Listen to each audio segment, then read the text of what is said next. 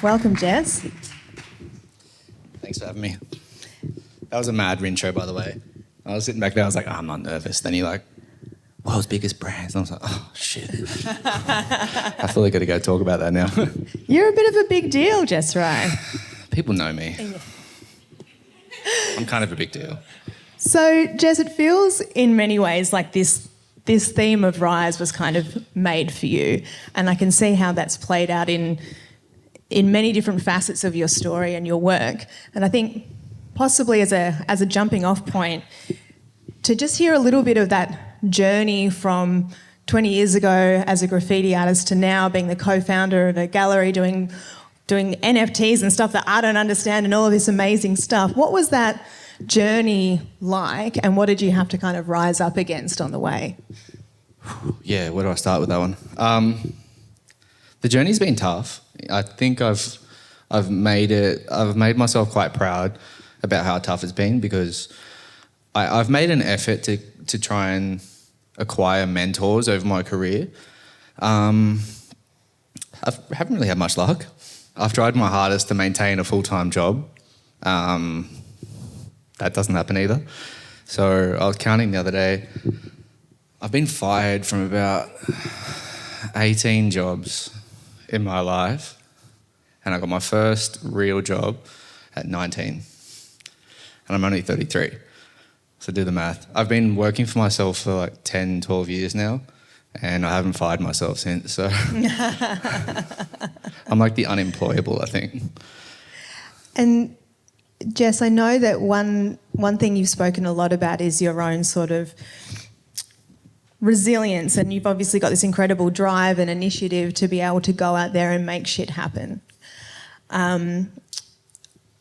What happens when you encounter gatekeepers, bullies, people who don't want you to succeed or don't see the same thing that you see? What's your experience of kind of rising up against people who are trying to keep you from succeeding? Yeah, where do I start, I feel like I'm reminded of the time when I was in kindergarten and I got into my first fight. And one of my friends came up to me and was asking me, like, hey, this person's taller than me.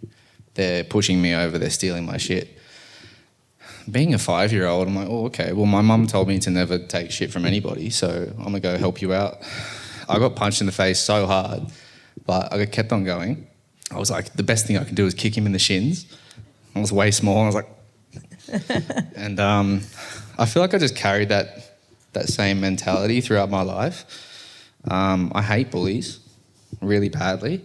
I was bullied my whole life. I was bullied from my dad. I was bullied from my friends. I was bullied from the people in my school. I was a mad nerd in school. I was captain of the chess team, and I brought all my comics to school. So I was definitely an easy target. But I feel like I carry the same mentality. Like, just don't take shit from anybody. My mum always told me if you got punched in the face, then punch him back. I've got a tattoo on my body that says, do no harm, take no shit. It's a good Pinterest board model, but it just reminds me to just not take shit from anybody. So I've definitely experienced my fair share of gatekeepers. But if I'm honest, I don't really think they affect me. I've chosen to no longer let them affect me, if that makes sense. So if you think about it, everything is just a roadblock, right? So if you have someone that's saying, hey, the only way to get famous is to climb up my mountain, I'll choose whoever gets on my mountain. You have my permission whether or not to plant a flag in my mountain. I think a lot of people lose the idea that you can have your own mountain. You know what I mean? You don't have to suck up someone else's ass. Why celebrate someone that's just doing like shit things for the community? So for me, I'm like, all right, well, I'm just going to do good things, and I'll just celebrate my friends and hang out with good people and just do good art. Yeah. People will flock towards me, and it has. So the proof is in the pudding, being that you don't have to work with shit people, because I haven't. I've tried real hard. In the beginning, I was like, how can I get work from you? And it never happened. And I'm like, oh, well, turns out you're a shit cunt. I'm actually kind of glad I didn't work with you. Yeah. So yeah, I hear things. I feel like I'm one of those people that in the industry at the moment, I don't necessarily have the luxury of experiencing a lot of these people because I've made a really good effort to avoid them. But I definitely have a lot of people talking about them to me. And so for me, there will be a time when I talk about these people publicly and name them. But for the moment, there's a fair share of gatekeepers in Melbourne street art, design industry and everywhere, but they shouldn't affect anyone really. They're doing their thing. You can do your thing. Climb your own mountain. Yeah, I love that. Climb your own mountain. And so, Jess, I imagine part of that comes from getting really good at what you do. And I imagine part of it comes from sort of rising above convention or the way other people are doing stuff, because once you find, if you've got your own style that's uniquely you, you're not in competition with anyone, right? You'd think so. For me, I've never really been competitive. I've always been competitive with myself. So when someone's like, oh, you're doing this, you look like this, I'm like, cool. All right, awesome. I think that, just to pull you back a bit, I don't think that I feel like I've got imposter syndrome, and I've always had it my entire life, and I feel like everybody who is a creative definitely has it. My idea is that I've never really been happy with my work. I've never really been satisfied with what I produce, and I think that's part of the drive, is to constantly get better. So I'm in competition with myself all the time. I know a lot of people see the street art industry or the creative industry as competitive, but there's enough work to go around. There shouldn't be any competitiveness. There's friendly competition, sure, like I did something better than you, or I'll do something better than you next week. That's the fun part. But yeah, I think when it feels competitive, I just think it feels tainted. It's like someone took a piss in La La Land. It's like, I'm enjoying myself here. Yeah. Why would you take a piss there? I don't know how much I can swear, but I'm sorry, Creative Mornings in advance. Go for your life. Fuck yeah. Yeah. I feel like that's part of me. I've never really been like overly happy with the work that I produce, and I think that's obviously imposter syndrome. But part of what I know is like I've just been very obsessed with art, with graffiti, with vandalism, with politics. Being an Aboriginal person in Australia, you're born into politics. You're thrown into it whether you like it or not. Everything you do is political. So for me, I'm thrown into these defaults and I just play the part. I don't have choice. So, yeah.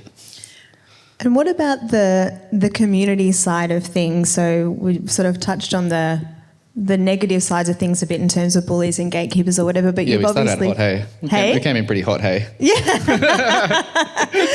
That's what we're here for. Button pushers.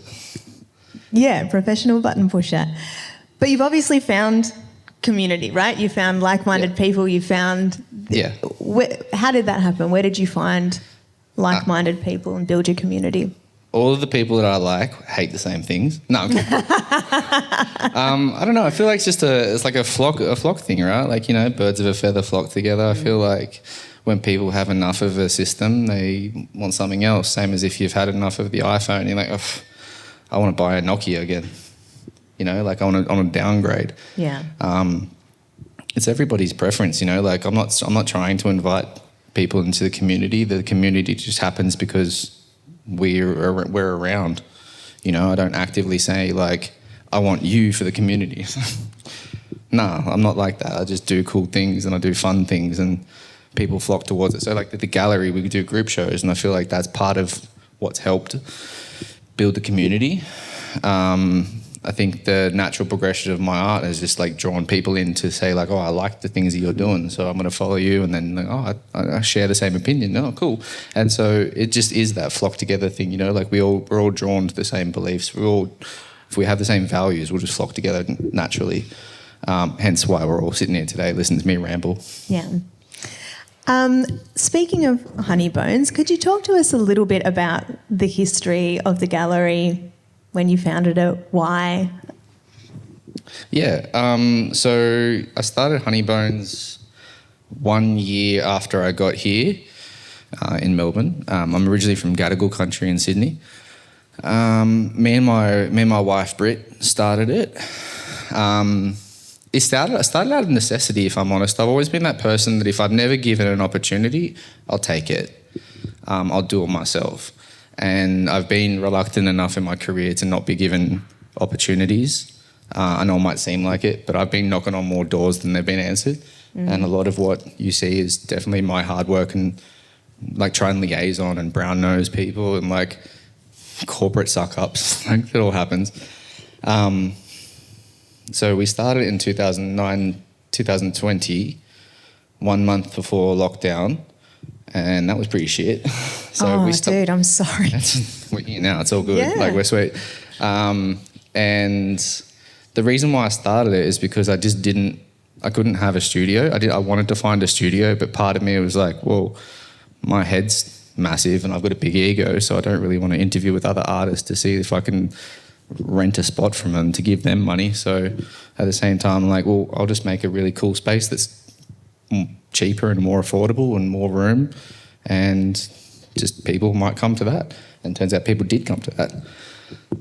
So instead of becoming competitiveness, we just became an alternative, you know, saying that like you don't have to have these values to join this thing, you know, if you want a space, come hang out. It just is that. So the reason why I started Honeybones with Brit is because we wanted to originally have a studio, and the gallery was just a second product of that.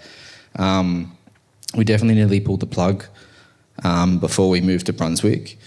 But if it wasn't for the shows that we had booked in, we're like, shit, we have to actually show these shows because I don't want to really give back anyone money. So we rented a warehouse. We took a gamble. I saved up a few government checks that I got from ScoMo during lockdown, and we paid for the deposit for a warehouse in Brunswick, upgraded, and yeah, next minute we have 10 or 12 creatives under the roof and a 170-metre gallery with a network that's like thriving and yeah, doing really cool shit this year. And residencies, now we're paying artists for residencies as opposed to an artist being like rocking up and hopefully they get paid at the end of it. We give them a paid residency. It's an interesting the way that we came up with the name too, actually, just thinking about it out loud. I've been on my science gimmick the last week or two, so I'm getting real excited about science. The reason why we named it Honeybones is actually quite cool. Does anyone know about the bumblebees? Does anyone know any facts about bumblebees in the building? Yeah?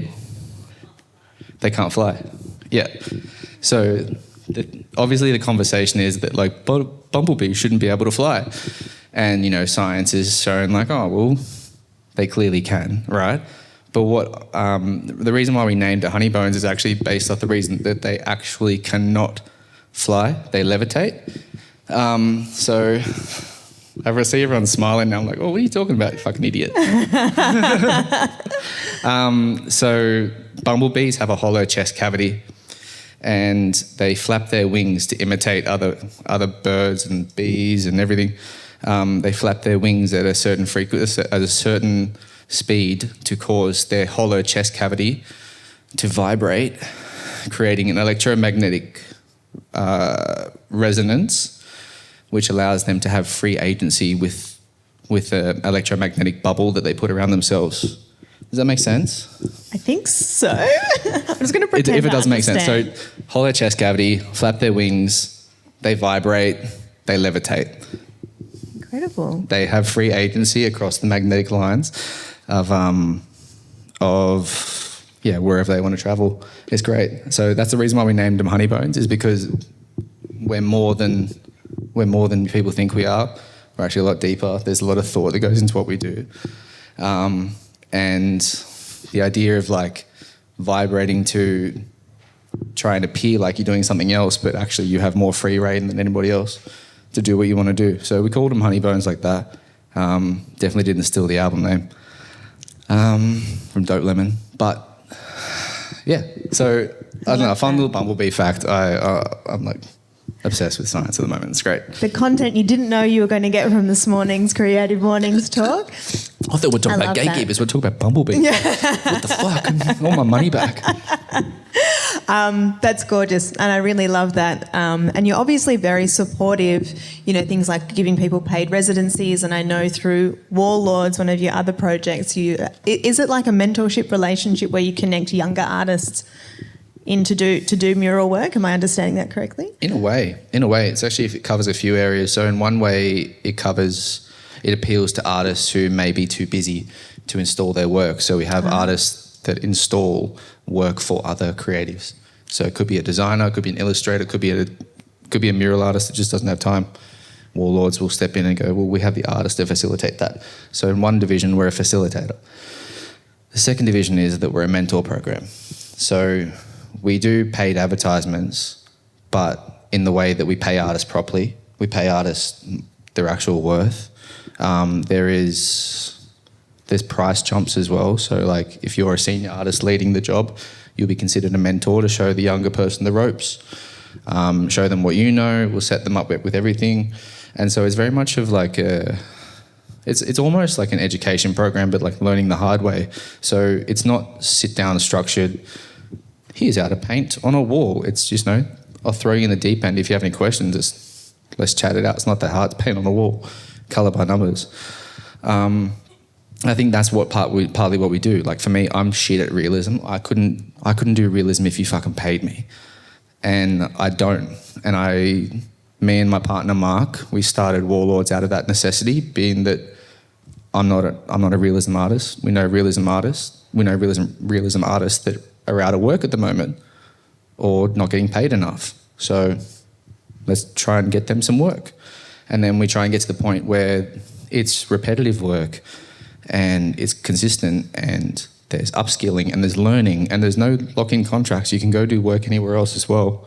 And I think I'm trying to break down the stigma of that if you're a full-time creative or a full-time artist, you don't need to be doing one solo thing. You can have different streams of revenue. If you're saying, I'm going to paint this wall for $1,000 and they don't pay you for a month, like... You need other forms of revenue, and it can also be just working in a cafe too. Like if you're not getting your money from, Richard Branson or anything like that, you're still actually contributing to small businesses, and you're contributing to the fact that you're seeking employment by doing your thing. You're technically a freelancer if you go do casual work. So I think I'm trying to break the stigma of that, is that you can just have different forms of revenue as an artist, as a creative. You don't have to be a pure illustrator. You don't have to be a pure designer. You can literally do whatever you want. You can talk about bumblebees on the stage if you want. I really love that, Jesse, because I think that can be something that people feel almost self-conscious about if they have a day job or a second, art form or whatever it is. But I don't know anyone who doesn't have some form of that. And also, if you're creating, you need inputs to be able to create your outputs. If you're just doing the one thing constantly, it gets a bit hard to be inspired. And what I love about all of the things we've spoken about so far today, Jess, is not only do you have a strong sense of rising up, to support yourself and back yourself, but you're also helping others to rise up too, which is really cool. Yeah, I do try. I remember us talking about the theme Rise, and you were like, what does it mean to you? And I was like, here's 10 reasons. I noticed you talking about the phoenix before. I feel like I think I was telling you on the phone, like I have a huge phoenix tattoo on my back that takes up the entirety of my back. So the theme of Rise is very, very important to me, being that you can constantly reinvent yourself. I also have a Japanese proverb that's tattooed on me that says fall down 7 times, stand up 8, which theoretically doesn't make sense. But it's definitely a proverb that has been passed through. So it's the concept of, just consistency and resilience. And yeah, I feel like if a lot of people can realise that, if there's a road bump, that it's just literally just a road bump. There are so many other forms of work out there, so many other forms of curatorship or art direction or anybody else. Like you can have constant work if you just pursue it. Yeah. Yeah. Talking about bumblebees again. And bumblebees. All right, at this stage, I'd love to open it up to you guys if we have any burning questions for Jess. And I'm not checking my Instagram, I promise. I'm checking the Slido, just in case you're wondering. It's final. So, as a fellow illustrator and artist, I do find myself almost getting transported back to the time when I created that thing whenever I look at it. Is there a particular piece that you have a strong memory or you learnt the most from when you look at it and look back at it?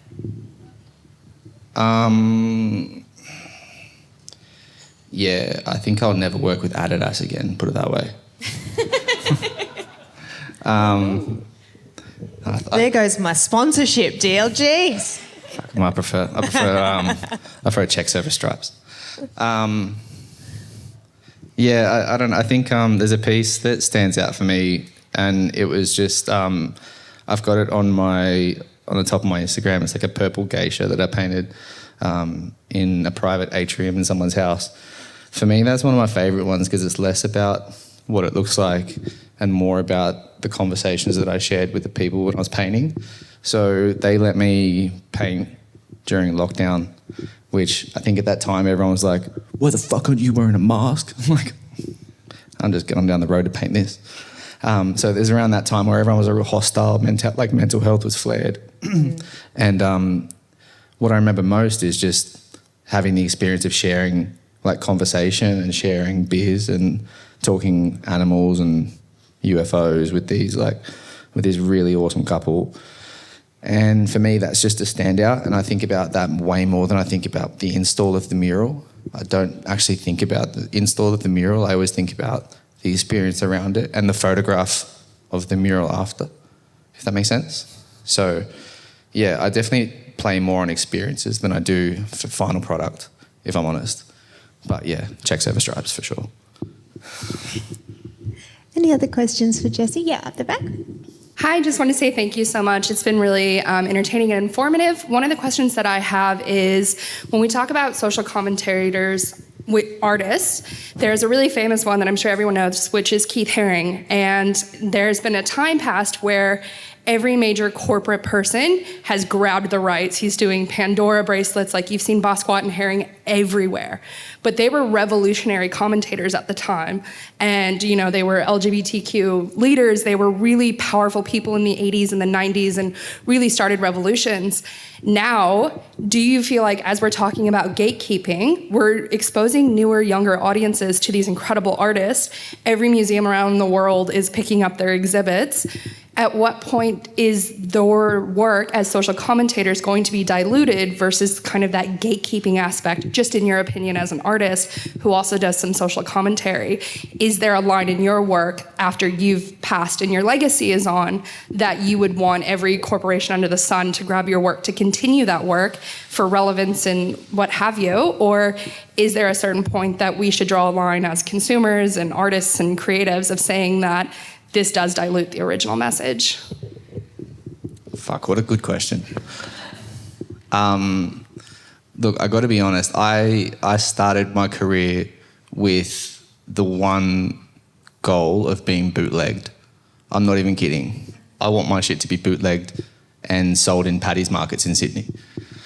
That's me personally. I think that as a creator, I am very, very heavily focused on my mortality at the moment and how much legacy I leave behind, and you know the concept of immortality and how much your voice or your impact can echo throughout time. I think that if my shit was to be mass spread and mass diluted after I'm gone, there is a little bit of my ego that's like, fuck yeah, man. There's a second part of that, which means that my daughter gets to have food on her plate for the rest of her life. So there's that. As a part of integrity, I'm sure that Keith and Basquiat would be rolling over in their glitter-covered graves, but at the same time, they are no longer spokesmen for any of the things that they were, because now that they are literally, like, they're just carbon copies of what they were. They're not actually the same spokespeople. It's brands like Pandora that are, you know, capitalising on their success. And you can look at Elvis, right? Like, they're making movies of Elvis. He's one of the biggest people that stole shit from black culture in the world. But yeah, we're still like celebritizing them. So part of me is like, it's shit, but the other part of me is like, I like money.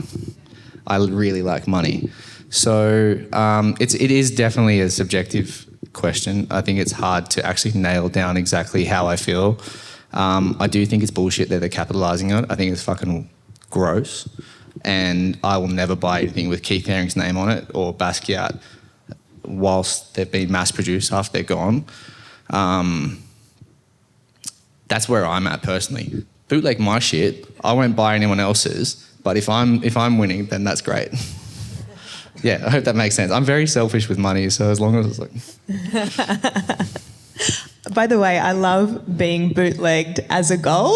100%. So good. It's a very real goal. I remember walking through Paddy's Markets when I was a kid, and I remember buying this G-Unit jumper that was so heavily like covered in pill, like what's it called, pilling. Mm-hmm. Yeah, it was peeled like crazy after like a week. And I'm like, you know what? One day I want my name on that jumper, and I want my name to pill for some little kid. It's legit. It's an actual goal. I feel like we can make this happen for you. I'm just saying. It's already in the works. Yeah. Any other questions for Jess? We've probably got time for 2 more. Yes. Was there, I mean, thinking about your early life as a kid, was there a moment or a series of moments where you thought, art is my calling, this is my calling? Art is my calling. Yeah, actually. I remember being in art class it was my mum's art class. So I used to go to this really perverted Catholic school in Sydney, real pedophilic. And my mum had a public school across the road, and she used to run art classes for Indigenous kids that just didn't have any place after school. So I left school early to help her get it set up, and then a bunch of kids rocked up early and we just started chatting shit and started playing, and then it turns out that I was going to run the art class. I was only a kid, and I just remember just being so connected with Aboriginal culture. And I remember talking to my mum, and she was like, well, yeah, we're actually part of, she's part of the stolen generation.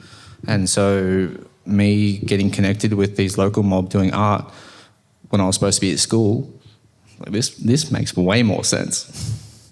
You telling me I can skip school and do art? Sick. So I think there's been that moment, running classes for local mob at home. There's been moments of failing art classes because I chose to do pop art as opposed to realism portraiture. I remember failing a subject because I did this really cool, massive, that big size Spider-Man panel that was that big, and I failed.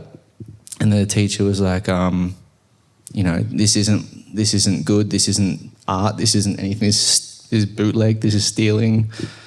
And I'm like, yeah, but I've done a way better job than anybody else. None of these portraits actually look like anybody. Mine looks exactly like Spider-Man. What are you telling me? And so for me, that having this rebellious nature, I see people like that being like, well, you're going to tell me that that's not art. I'm going to prove you wrong. And fun fact, that art teacher, I still send my my end of year payment, pay things from tax. I still send him my end of year income every single year when he's like, that's not art, you're not going to be an artist. Every single year when I get it back from the government, I'm like... And this is what you mean by professional button pusher. I'm so petty. I'm so petty, for sure. I love it.